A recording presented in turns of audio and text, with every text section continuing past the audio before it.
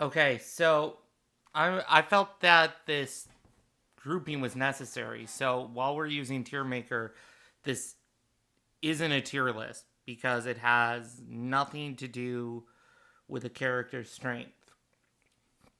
Instead, you'll see many Genshin content creators speak about, which characters are what type of unit. This unit is a sub DPS or this unit is a grouper or whatever, right? But they never really define what those things mean. So first we're going to do that. And then secondly, we're going to put each character in their major role. Now, it's important to know that certain characters can fulfill multiple roles. Let me see. I'm going to take someone here like Diona to start. Diona, you would think, oh, maybe she's a shielder, and you'd be right, but she can also heal. She also generates energy. She can also provide an elemental mastery buff. Her ascension stat is cryo damage, so she does some decent cryo damage, cryo application, etc. Um, so certain units can fulfill multiple boxes. Typically, when a unit fulfills multiple boxes, they are easy to access. In those boxes, there are typically supports, and we call that role consolidation. Certain units with strong role consolidation can become either extremely powerful or extremely flexible because they can provide multiple things to your team all at once. So, first things first, we're going to define what each box is, right? So, the first thing I have up here is a unit type called hypercarry. So, hypercarries are units that do the majority of their damage, but they're more than just that. They're units where your other characters funnel resources to them, right? Either in terms of buffs, controlling, healing, shielding, support, etc. So a hypercarry is basically a unit you build an entire team around them. So you'll have your hypercarry unit, and then the other three units are there to support them. In contrast, a driver is also on field. Driver is an on field unit, but they might be more interested in making reactions occur and utilizing the power of the sub DPS rather than their own personal power. So, for example, a team centered around a driver, you could change the on field to someone else, and it would make a huge difference. But in a hypercarry team, you could not. Sub DPS is a character that does damage and/or elemental application. Often they're the same idea while not being on the field. Debuffer is a unit that makes enemies more vulnerable. A buffer makes your team stronger. Healers heal, shielders shield. Controllers, which are basically, in my opinion, about three different units. If we exclude freeze reactions, is there units that group enemies. Batteries are kind of units that are energy positive and give energy to the rest of your team. Now, granted, you could put on a Favonius or a sacrificial weapon and kind of make almost any unit a battery. HP tanks are pretty rare in terms of they soak damage, but they use it with their health bar instead of a shield. And then there's overworld specialists, and these are units that are not great in the abyss, but are very useful in the overworld. As you can see down there, the tier list is by default in alphabetical order. We're just kind of going to go from the top. So first, we have Albedo. Albedo is clearly a sub DPS. He uses very little field time, and his main utility is his geo damage. Now, granted, his ult does have an elemental mastery buff, which is useful in, say, a walnut team composition. That's Hu Tao, Albedo, Zhongli, and Xingqiu, which was the meta for a while, a couple years ago. But Albedo's main usage is off-field geodamage, hence he's a sub-DPS. Aloy, she's kind of relegated to sub-DPS. I get her kit is written that she could possibly be a driver with her cryo infusion, but it's so impractical it might as well not exist. Basically, she will come in, she'll nuke, and she'll leave. Right? Amber, I also think of as a sub-DPS. Now, granted, you can look at videos of where Amber is on-field carrying. You can charge shot with her. I know she gives an attack buff in Constellation 6. Baron Bunny has some defensive utility. Amber's also very good in the overworld in terms of lighting torches, solving puzzles, etc. No doubt about that. But in terms of combat, she's going to come in, drop Baron Bunny, throw down her burst, which is shockingly good pyro application, and leave. Now, our first main hyper carry on the list here is Ayaka. Now, Ayaka's best team is with Kazuha, grouping, swirling, and increasing her cryo damage. Kokomi, applying hydro damage and healing. And then Shenhe, giving her that cryo attack buff in terms of her quills. So Ayaka is the unit the other 3 units are funneling all their abilities into. She also has high personal damage. She scales well with Constellation. She scales well with stats. And so she is your prototypical hyper carry. In terms of that, if you have an Ayaka team, everything is built around Ayaka doing more damage. You know, whether or not anyone else in that team actually does damage, of course they do, but that's not where your focus is. You'd rather just invest into Ayaka slowly. Barbara's clearly a healer. She has her regen ring, a healing burst. Her damage is pretty meh, even though I have seen some wild Barbara builds. There was once a bug where she was overpowered with Bloom. Yes, her hydro application matters, but mainly she's there for healing. Beidou is a sub DPS. She will most often come in, drop skill and burst, and leave. So her main utility is the damage on her burst, which can actually be quite high. I would say that Bennett here, his main use is his massive attack buff. One of the reasons Bennett is so strong is because he consolidates buffer and healer. So Bennett is also a healer. That's why his role consolidation is part of why he's so busted. There are units out there who are solely buffers and buff less than Bennett and do not heal. So he's one of our first examples of role consolidation. But I think his main utility is buff. He can also battery pretty well. He tends to battery Xiangling.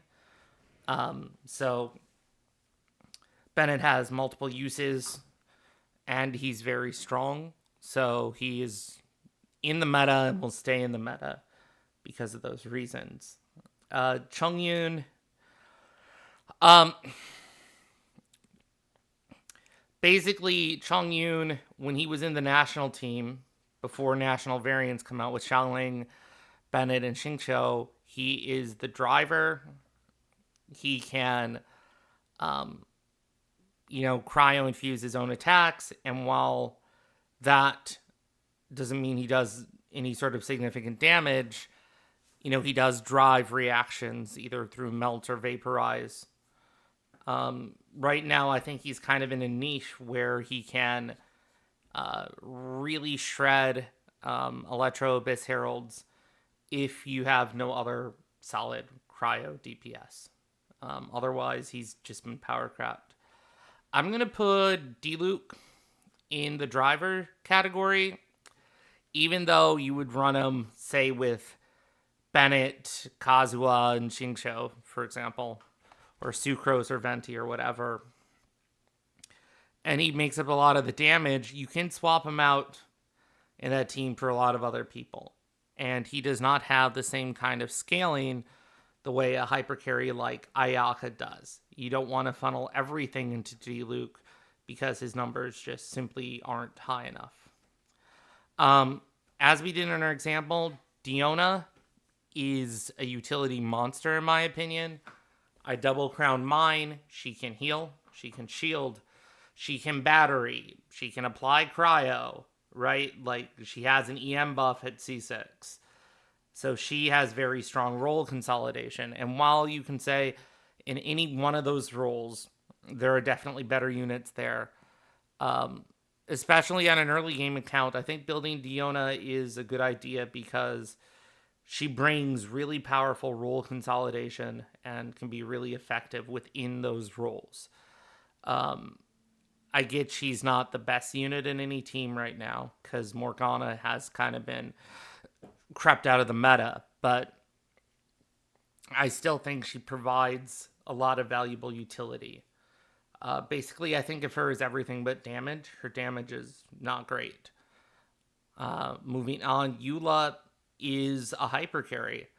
Even though I know that driver Eula, say with Nahida, Yelan, and Raiden, is a valid thing, I think hypercarry Eula is what she's designed to do.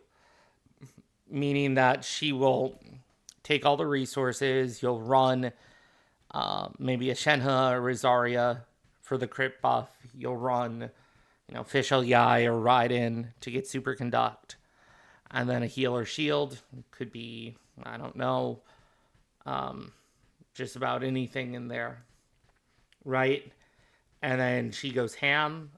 She has units like Mika, which are designed specifically to buff her. Whether or not he does that well enough is a secondary consideration. But Eula also wants really good artifacts. She wants constellations. She is very much a hypercarry design. The problem is that physical is not that strong. Like, her weakness is she does physical damage. If she could do elemental reactions, she'd be completely busted. Yan Fei is a driver. Basically, she does get strong with constellations. You can think of her almost as kind of like a Pyro D-Luke or a Pyro Ningguang. She's going to do 3 or 4 basics and then a charged attack. Her damage is significant, but I think mainly she's there to drive reactions, either melt or vaporize. Yanfei's extreme range also means you can use her in an overload team, which is, not possible for shorter range pyro DPS such as a D-Luke. Fischl is a prototypical sub DPS. You come in, you drop Oz, you leave. She's very strong. She does a ton of damage. She's great in Dendro teams. She's great in Taser teams. I've never seen anyone call Fischl something other than excellent, even though her abyss rates are down. And that's just because we have a lot of really strong characters out there, or people have really invested in 5 stars. But as someone with Fischl that I just slap on an R5 Stringlish, she's very, very powerful. Very useful, energy positive, easy to build. But she's your typical Electro sub DPS. Ganyu is in a unique spot. She can be a hyper carry. She can be a sub DPS. It's where she would use her burst and taunt like in a Morgana quick swap. Hyper carry is more like melt. You could argue Melt is Ganyu driver too, but I guess not really.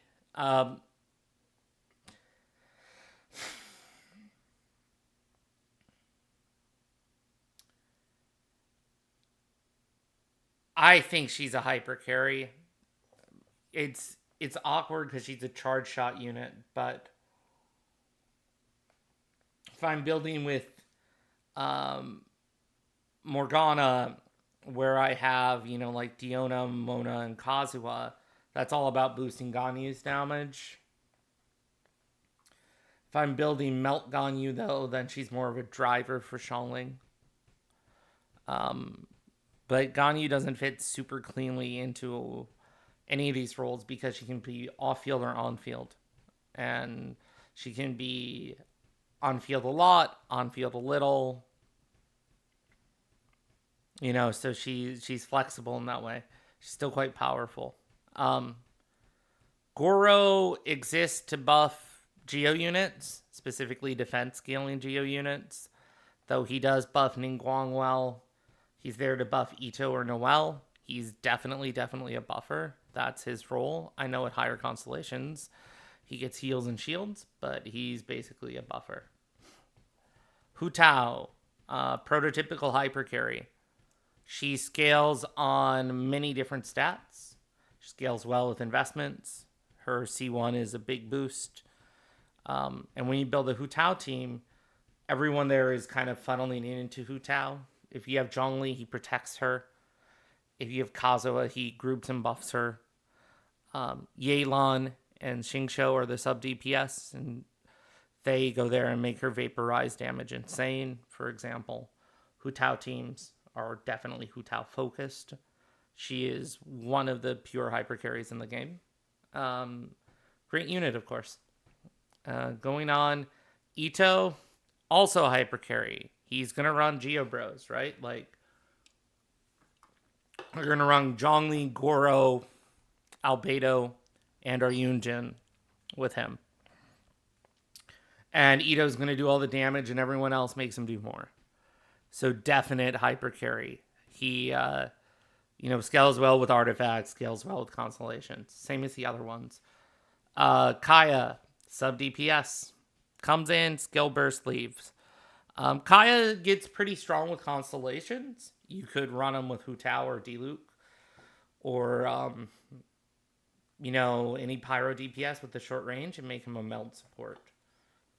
I think he's a bit underrated at C6. But without constellations, he's significantly weaker. Kazuha, I'm going to put him in controller because his grouping utility is a huge part of his kit.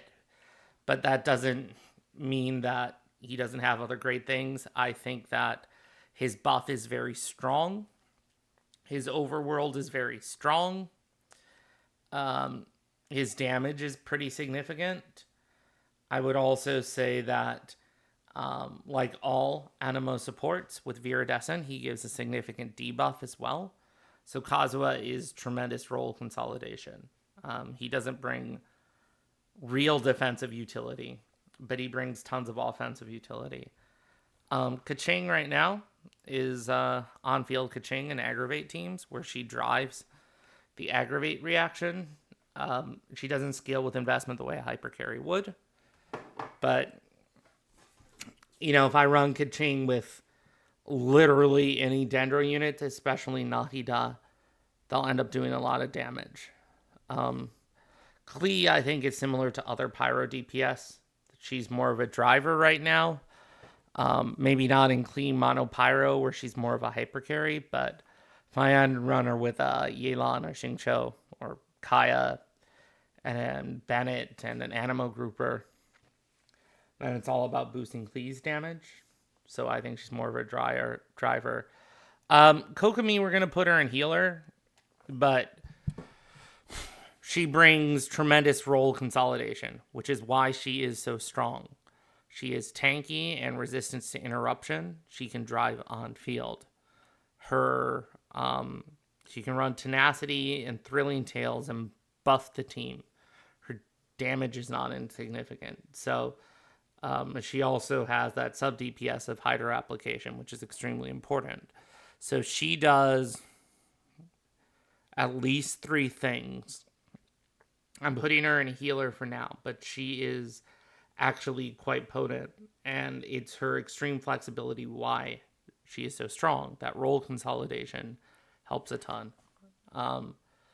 Lisa, sub DPS, comes in, EQ, leave. She's also stronger with constellations. Her C4 has a defense shred, which is useful. So she doesn't come online for quite some time. I think her weakness is her high energy cost. Mona's illusory bubble is one of the true debuffs on the game. When she applies it, the next reaction goes kaboom. It's really nuts. Used properly, stuff you hit in her buff window is, I mean, her debuff window is insane. She's also useful for her off-field cryo application, hydro application, and a sub DPS. But I'd say the illusory bubble makes her one of the few debuffers in this game. Ningguang, on-field character. Geo doesn't do reactions. You can't drive it. Clearly a hyper carry. She does not have as high of a damage ceiling because she is a 4-star. And she doesn't do reactions because she is Geo. But that said, Ningguang teams are about Ningguang, and her damage is very significant. I think she slaps really hard. A unit that is in a similar spot is Noelle. At C6, Noelle is a hyper carry. She comes on and she does damage, and your team is built around that. She can be quite good with investment. Granted, not like Hu Tao Ayaka good, but it's the same idea. Noelle teams are all about Noelle, right? Jean, animal healer. She's also good at swirling for the debuff and buffs. But mainly she comes in and she has this massive nuke heal that also regens and also swirls. She's mostly used to support Xiao or Wanderer. But in Xiao teams, she can heal him a ton. Chi-Chi. I have seen Chi-Chi Driver, where she acts as a physical carry. But honestly, she's a healer. Her other playstyles are very, very weak. But her healing is quite good. That's clearly what she's meant to do.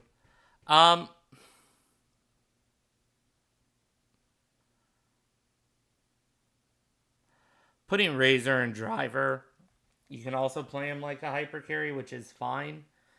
The thing about Razor is he gets power crap pretty quickly nowadays. But if you're a new player and Razor is your only DPS, he can carry you. He's actually relatively strong, especially with constellations. His attack speed buff is nice. He can drive Xingqiu Yelan. Since he does physical damage, you want cryo in there, like a Kaya maybe for the off-field application. He does significant damage. There's also Thunder and Fury Razor, where you build him with EM and drive Dendro reactions, which I guess is pretty strong, but is also, pretty funny. Rosaria is sub DPS. Come in, skill, burst leap. She does cryo damage off field. She's pretty good at it. Kujo Sara. She is an attack buff, and at C6 a crit damage buff. I think she's basically unplayable below C2. She exists to buff Raiden when Raiden's being a hyper carry. A unit that's special and that I love a lot is Sayu. Sayu can heal. She can roll around, which is really fun. She's good at breaking ores. She can swirl and apply Viridescent. Like, she has a lot of uses, but she doesn't really have the numbers to be used in Abyss. But I think she's super useful in the overworld. And so I've spent a lot of time playing as Sayu. If you want to ore farm or relic farm, artifact farm or explore, I think she is exceptional. But she just doesn't have much in terms of power. Shenhe exists to buff cryo units. She basically serves to buff Ayaka. She can also buff Eula or Ganyu, but not quite as effectively. That's literally all she does. She does not have any defensive utility. Yes, she has some cryo application and some damage, but her purpose is to buff cryo hyper carries. She's clearly a buffer. Raiden has multiple playstyles. I'd say driver, like a Raiden National or some variation, is her main thing. So you can run her with Bennett and Xianling and Xingqiu. You can run her with Nahida. You can run her with any Animo grouper, such as Kazuha. You can run her with Zhongli. You can run her in a lot of situations. At high investment and C2, she can be a hyper carry if you have C6 Sara and do a lot of the damage herself. I've also seen EM Raiden do an off-field Hyper Bloom trigger where she acts as a sub DPS. She can also do that. Raiden is also a full team battery. Extremely powerful in a lot of situations. But I think mainly she is a driver first, even though she has other uses. Sucrose exists to buff reaction damage. I'm going to put her as a buffer. Now, granted, she does have controlling and grouping, which is super useful. She can be a driver and say like Sukokomon or various team comps. But I find that her reaction buff is her most important utility. If you run sac fags like I do, she can also be a great battery for your team. So she has, again, some powerful role consolidation, especially since all animal units can be debuffers as well. But I think her buffs are her strongest part. Child's most popular team is Interrational with Bennett, Xiangling, and Kazuha, where he acts as the driver for Xiangling's damage. He can also do a lot of damage himself, but he's basically a driver. He has to be an on-field unit. Toma is primarily a shielder. Yes. I know in an EM build, with some ER, he can act as a Burgeon driver, but off-field Burgeon driver. Mainly he's a shielder, though. I think of him a lot like a budget Zhongli. He can protect Hu Tao, for example, or provide pyro resonance, etc. But I think his shield is a major use. Venti is your prototypical controller. He does not have inherent buffs or debuffs to his kit. Granted, Elegy for the End and Viridescent Venerer gives him both a buff and a debuff that are very useful. But I think that Venti's main function is to suck everything into a black hole. And when that works, he is astonishingly great. My only off-field hypercarry, and this is my opinion, is Xiangling. That's because Xiangling typically needs a battery like Bennett or Raiden. She scales very, very well on stats. She can use a lot of stats. She scales very well on constellations. And teams with Xiangling are often about Xiangling's damage, whether Raiden is driving or Child is driving or Klee is driving. Someone else is going to be on field. But Xiangling's damage is massive. So when you have a Xiangling in your team, it's all about making Xiangling do more damage. And she does that very well. So in my opinion, she's the only real off-field hyper carry. And that's because it's about funneling resources and buffs to her versus other teams where it's not about funneling resources and buff to a sub DPS. So that's why she's a hyper carry instead of a sub DPS, right? Xiangling can also act as a driver. I used her with the C6 Bennett and Nahida, and she has crazy pyro application and can break shields really effectively. There was a time physical Xiangling was a thing. And obviously you can call her a sub DPS as well, since she does most of her damage from all her off field. But I think because of the amount of resources that you want to put into your Xiangling to make her effective, I'm calling her a hyper carry. Moving on. Standard hyper carry, Xiao.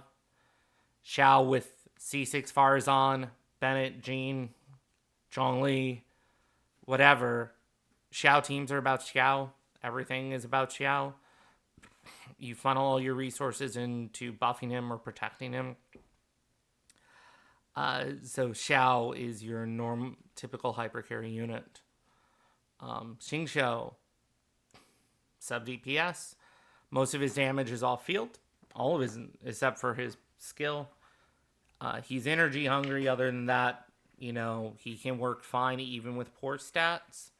Not that his stats don't matter. Obviously, as you invest more, he becomes more powerful. But Xingqiu's main thing is all-field Hydra application. He's great. He works well with any driver, as well as some hypercarries like Ayaka or Hu Tao. I'm calling Xinyan a shielder. Her burst does significant damage. You can say it's a physical sub DPS, which is really strange. I have seen Xinyan on-field DPS, but her numbers, being a 4-star and Claymore, are just not good enough. Though her damage can be significant, you'd probably rather play any of the other characters I have up there. So her kit is a little confusing, which is why she's weak. But you can run her as a shielder with tenacity and Melolith, and she's actually pretty effective in that role. Yai, sub DPS. She's similar to Fischl with a nuke. She takes more field time, and she needs more resources, but they do basically the same thing. She's off-field Electro.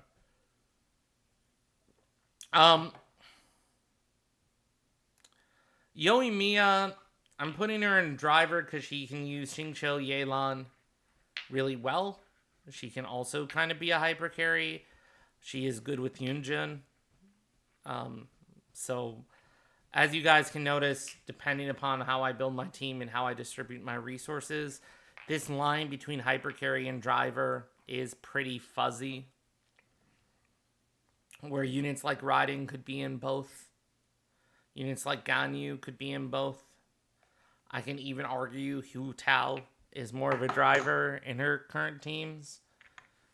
So it's a fuzzy line. But basically, I think that Yoimiya is often there to drive reactions, and her personal damage is very good, but not quite like Hu Tao crazy. That's just my opinion. If you want to play her like a hyper carry or put her there, that's also fine. Yunjin, she buffs normal attacks. She's great at it. She scales well with constellations. She's excellent with Yoimiya, who we just talked about. She's good with Ayato. She's good with basically any unit whose primary damage is normal attacks. And so she is definitely a buffer. Zhongli, he is a shielder. His shield is insane. Even before he got the buff in 1.4, his shield is insane. When you get Zhongli, if you slap him a bunch of HP, it's like playing the game on easy mode. It's also important that his resistance strat makes him a good debuffer as well. But in my opinion, the shield is the main thing. Ayato, because his burst takes so much time and counts as normal attacks, I'm putting him in the driver category. You could also think of that as a sub DPS. It's kind of a fuzzy line there. He can drive anything that uses normal attacks, like a taser or a freeze. He works well when Yunjin's buffing him, for example, as well. He has really strong AoE with his ult, etc. Kuki here is very specifically a hyper bloom trigger, in that she is there to trigger hyper blooms with her skill. She can also drive reactions. I like to play her as a driver, where she's on field. You can also, for example, run her with Candace, give her Hydro attacks, and use Hydro Electro to do Electro Charge, and Nihida to make those into Hyper Bloom, for example. She is also a healer. She is also a sub DPS. So she can go into both those situations. I'm putting her in driver today. But again, as we've said, these lines are not bright lines. They can be pretty fuzzy. Yelan, sub DPS. She does tons of all-field hydro damage. Come in, skill, burst, leave. She plays like a sub DPS. Her buff, though, is very significant, which is why in some cases she's stronger than Xingqiu, which is insane because Xingqiu is busted strong. No question, sub DPS.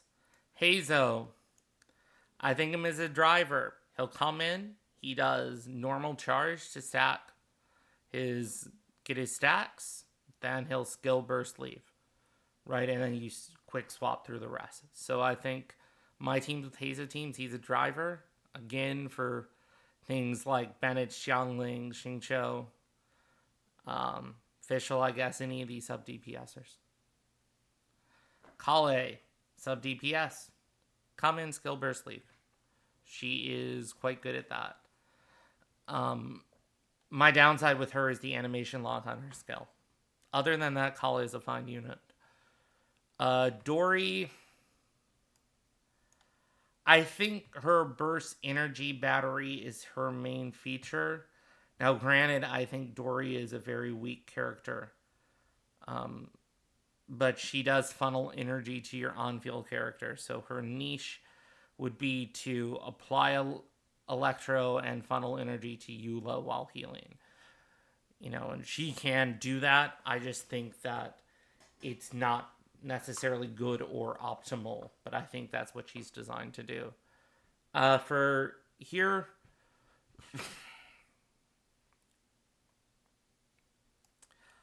I am going to put Traveler and all kinds of Traveler, basically a sub DPS. I know I've seen builds where they can be on field, but they come in, they use their skill and burst and leave. Lumine, you can go in the same category. The only Traveler I think is actually strong is Dendro Traveler. Dendro Traveler is really quite strong. And the all-field Dendro application is really good. Hydro Traveler I didn't even invest into. It's underwhelming. Electro Traveler can act as a battery, but there's so many good sub DPS or Electro DPS in there. You could use Fischl, Lisa, or Yai in that place, and it would probably be better. Beto would be better. Geo Traveler, again, sub DPS. But, Albedo would work. Zhongli would work. Animo Traveler has some grouping and damage, but it pushes the enemies away from you. Sucrose, Venti, Kazuha, all better. So, basically, Traveler is right now the Dendro Traveler because they're actually pretty strong compared to the other variants. But all of them essentially act as sub DPSs. Tignari, driver for aggravate or spread aggravate teams with Electro. Tignari, Nahida, Fischl, that kind of core can be very, very effective. He will come in and drop his skill burst and 3 charge attacks and leave. I'm not sure if he has the scaling or resources or favorability to be a hyper carry. I think of him much more as a driver, whereas I'm not quite sure how strong it is if I put everything into Tignari. Whereas some of these other characters in hyper carry are much more like that. Candace, in my opinion, is a buffer. Her burst gives you Hydro Infusion, buffs your normal attacks, allows Kuki to drive in a way she couldn't before.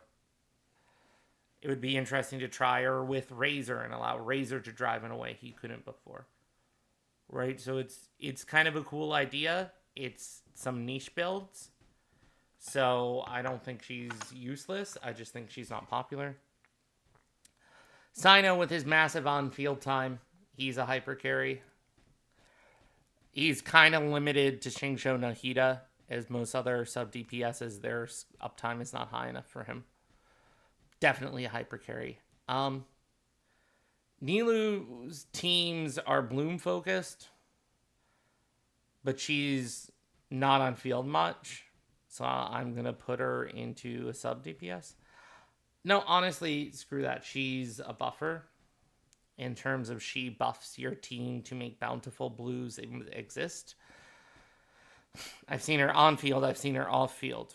But I think a lot of times you'll have Kokomi or Nahida drive those teams.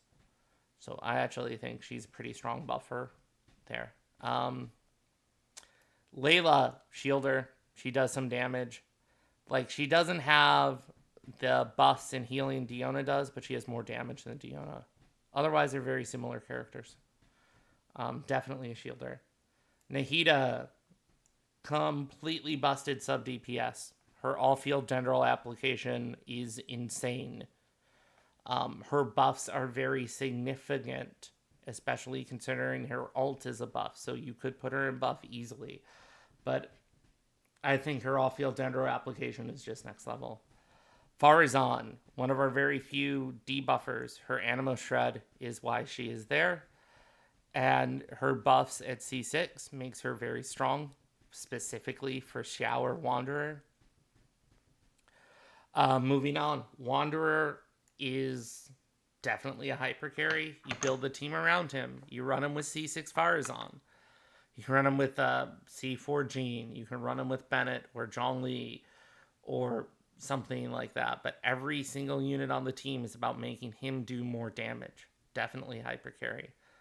Alhaitham, like Keqing and Tignari, spread aggravate DPS. I'm thinking of him more as a driver. You want to run him with Nahida Yelan and have him drive their applications. That said, I do think, it's my understanding anyway, I didn't pull for Alhaitham. Enough investment he can exist as a hyper carry just to show how blurry this line is. Yao Yao is a healer. Her Dendro application, though, means you can act her as a sub DPS. Build her with some EM. She does good Dendro reactions. Her burst is a lot of Dendro application. Very good at shredding shields, for example. But mainly a healer.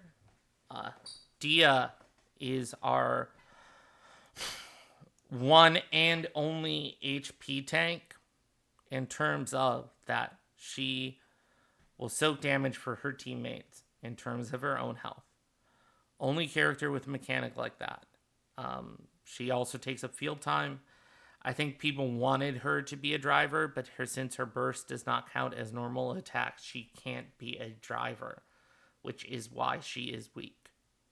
If she could be a driver, she would be very, very strong, because she could drive Xingqiu Yelan, but she can't. Right? So Dia is HP tank.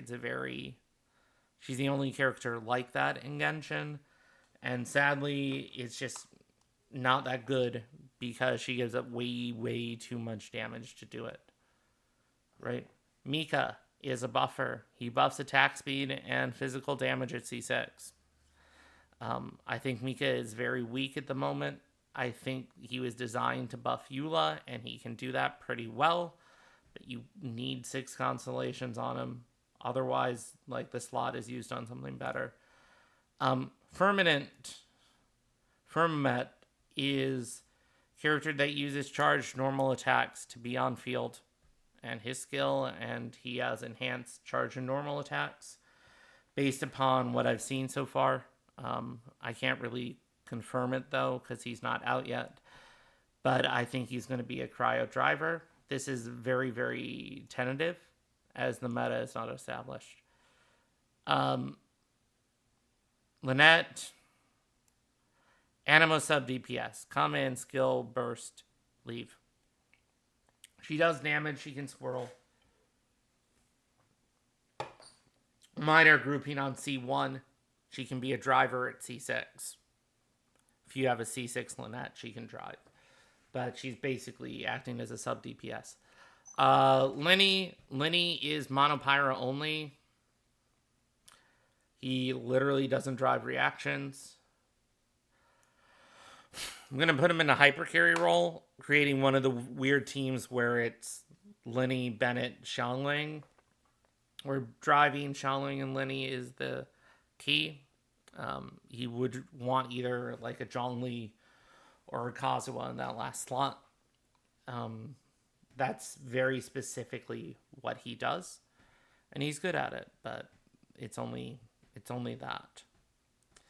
Kiara,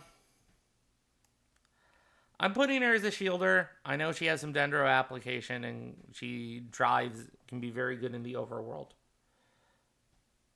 For now, I'm putting her as a shielder. I don't have a Kiara. I haven't experimented. But I think she can focus as an off-field Dendro shielder. Baiju is clearly a shielder. Yes, he heals. A lot of the power is in that shield, though. And his shield is very strong. He also has pretty decent off-field Dendro application.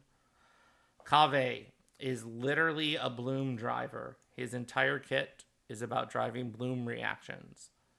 That is what he does. So that's pretty straightforward. For some reason, we have double Kuki Yelan on this tier list. I don't know why.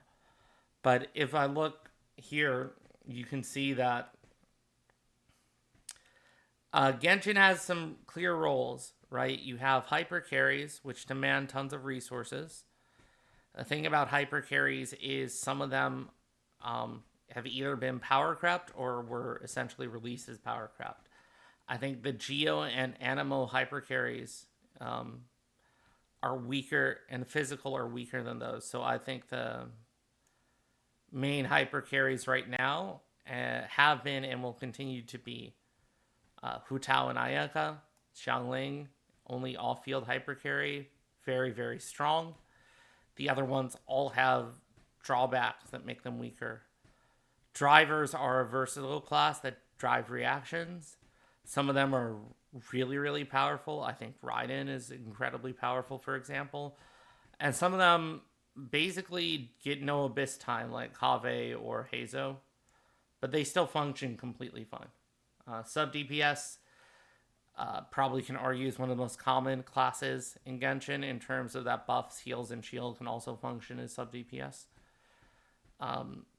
Some of these have some of the best characters in the game, like Yelan, Xingqiu, Nahida. These characters are more flexible and can, in general, sub DPS can work with most drivers. But hyper carries demand specific sub DPSs. Drivers don't. That's one of the main differences. Debuffers are rare in terms of Mona and Farazan. Buffers, you have generalist buffers. The generalist buffer here is that Bennett, anything with attack on it can use Bennett. Most teams make good use of Bennett. Anything that does reactions can use Sucrose. So if it's not Mono Pyro or Freeze or Mono Geo, like any reaction team, Sucrose is good. I know her Abyss stats are down, but I've never heard anyone say anything when Sucrose is very, very good, and she is. Healers, how strong your healer is determines a lot on the role consolidation. I think Kokomi, that's why Kokomi is the strongest healer, and Yao Yao is actually really strong too. But Kokomi is definitely S tier. Shielders, either you have a unit like Zhongli, who is insane, or these characters provide useful role consolidations. I think, though, Xinyan's severely hurt by her split scaling. Controllers, Kazuha is S plus tier, because his buffs are insane too. Venti does not have the buffs, but when Venti controls, he's insane. Like, if you're against 200 Hilly Churls, he's the best unit in the game, hands down. And if you're against one big enemy, he's not very good. And then you have these 3 units that are kind of outliers, like Dory's kit does not really make sense. She just doesn't apply enough damage and doesn't bring enough healing or shielding or elemental application. It's just not enough for her battery mechanic to be worth it. Same thing with Dia. Her HP tank mechanic is cool. She can't be a driver, though. Her damage isn't high enough.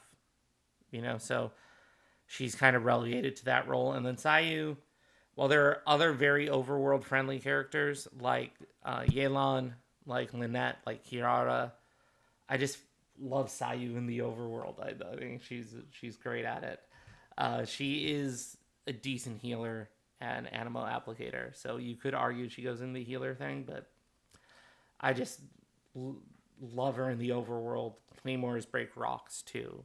She's just super versatile in that situation, but her numbers aren't big enough for Abyss. Um, anyway, I think that this video will be useful to people in terms of figuring out what characters kind of do what things, because while it is often discussed, it is not often explained. And it's kind of like an assumed knowledge in the community. So I think this video needed to exist. Anyway, it's not that long. Thank you, everyone. Have a nice day.